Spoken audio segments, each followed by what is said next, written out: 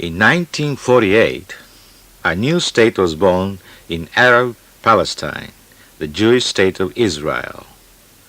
At that time, Prime Minister of the fledgling state, Ben-Gurion, said, "We are a different type of state from others. Our purpose is not only to support our own population, but to bring here all those Jews in the world who wish to come. We can take in millions. We will not accept any dictation from abroad.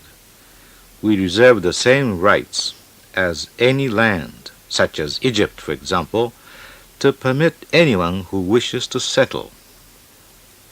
What was the reaction of the Arab countries to this? Azan Pasha of the Arab League declared that the Arabs would not tolerate any form of a Zionist political state within the borders of Palestine. Quote, "The Jews of the world have concentrated on Palestine with the illusion that they must create a national state there by aggression. They were convinced they could succeed, that the Arab nomads would disappear. That is not true. We have been a center of civilization for 5,000 years. We have driven back all conquerors, Mongols, Crusaders, Turks, British. Zionist immigrants won't conquer this world. And if they cannot, it means that unless a solution is found, there will be an eternal feud of which the present war is only a phase. A new solution and a new approach must be found. There must be no more emotionalism and no more fanaticism." End of quote. His phrase, eternal feud, rings true more than 20 years later. Both sides might have moved to end their confrontation by compromise, but neither side has shown the slightest willingness to do so. How do the Israelis feel today?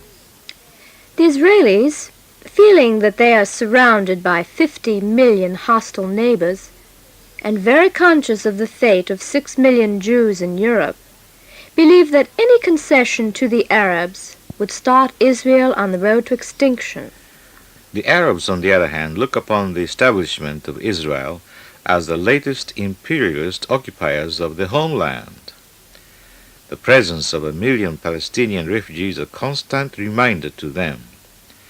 Emotionally and politically, the Arabs find it impossible to accept Israel as a permanent fact of life. And so the Arabs continue to harass and conspire against Israel. In fact, it was this common intolerance that brought on the war in 1956. At that time, General Dayan wrote, "The three main objectives of the campaign are to gain shipping rights in the Gulf of Aqaba, to end terrorism, and to neutralize the threat of attack by the joint Egypt-Syria-Jordan military command." They were the basic issues that brought on the Six-Day War of 1967, weren't they? Yes, that is right. Will you relate the events that led to the June 6th clash? On April 7th, there was a heavy exchange of fire between Syrian and Israeli tanks, which in turn led to aircraft involvement and the downing of 6 Syrian planes. During May, there were 14 incidents of sabotage, and Prime Minister Eshkol of Israel vowed to take measures no less drastic than those of April 7th. To Syria and her allies, this meant that an attack was imminent. The final step occurred on May 22nd, when President Nasser of Egypt announced his intention to reinstate the blockade against Israel in the Strait of Tiran. This effectively cut off Israel's maritime rights. Now all the factors of the 1956 war reappeared in even larger form. Israel decided to wait no longer. She struck, and 6 days later achieved its objectives, and much more besides. That did not bring peace, though. No. There will be no peace for any of the powers involved until the Arabs recognize that Israel is a fact of life. However unjust its creation may seem to the Arabs, Israel has the right to exist as much as they do. Arousing among their people, particularly the refugees, false hopes about the dissolution of Israel is a great threat to Arab security as well as to that of Israel. Both have more to gain than to lose by peaceful coexistence. On the other hand, Mrs. Mageau, I feel that there will be no peace in the Middle East until the Israelis recognize that survival cannot indefinitely be preserved by military force or territorial expansion. Displays of inflexibility are not effective in international discourse. Most important of all, there will be no security for Israel until the million or more Palestinian refugees have been compensated, resettled, and restored to dignity. With this in mind, what are the prospects for peace in the Middle East? In the past, some people have argued that the great power conflict prevents an Arab-Israeli settlement. Certainly, outside intervention has provoked crises and increased tensions. How about the UN? What can it do? The effect of the United Nations on the Middle East and elsewhere has often been like that of modern medicine on major diseases. Enough to prevent the patient from dying of natural causes, but not enough to cure him. Chronic invalidism is not a happy state for an individual or for a nation. Isn't there any light of hope for peace then? It may be that the best hope for the Middle East lies in its diminishing importance. That's the kind of answer I least expected. Will you expound on that? We have all learned, for example, that the Suez Canal is not vital to our economic interests. That's true.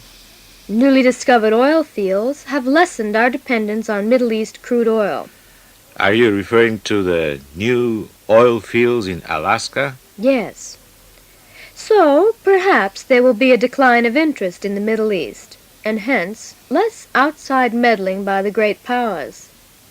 I am not saying that it would be easy for the great powers to lose interest.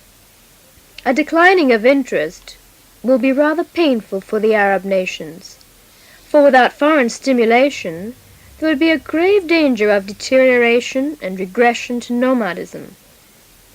But without foreign irritants, there might also be a hope of peace.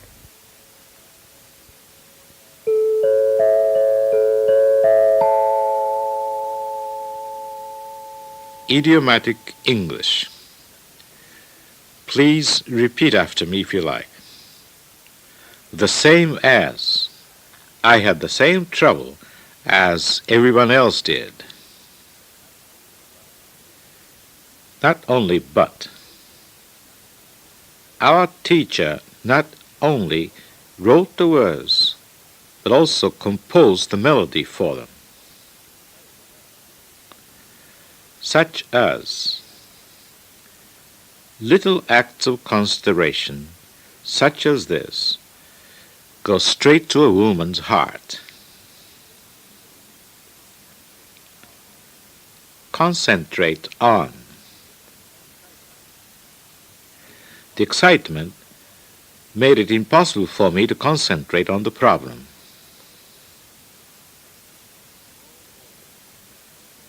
No more. There are no more new continents to explore. The Robinsons used to live here, but no more. On the other hand, he's clever, but on the other hand, he makes hasty decisions. Look upon as. I look upon him as one of my most valuable advisors. Take measures.